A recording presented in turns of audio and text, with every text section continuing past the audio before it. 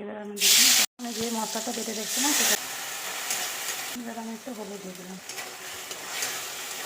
আমি একটু শুকনো লঙ্কা পাতিয়ে দিচ্ছি যাতে রসটা ঢুকে যায়।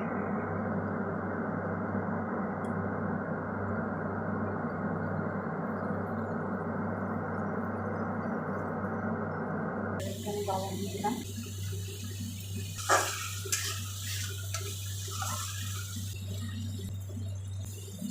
এবার আমি আলুগুলো দিয়ে দিলাম।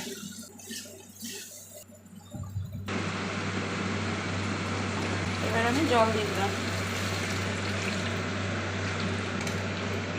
জলটা আমি একটু বেশি দিলাম যেহেতু বড়াগুলো একটু চুষে নেবে জলটা।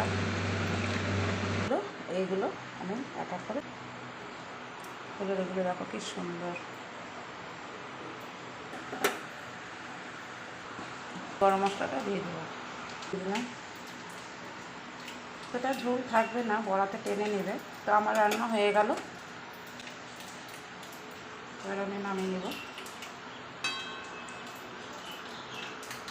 দেখো আমার ফুলুরির তরকারি হয়ে গেল। কেমন হয়েছে সবাই অবশ্যই বলবে।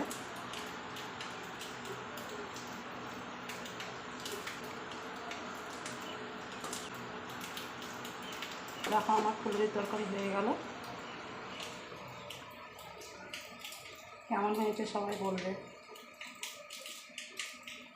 কমেন্টের মাধ্যমে অবশ্যই বলবে কিন্তু কেমন হয়েছে আমার ফুলুরির তরকারিটা।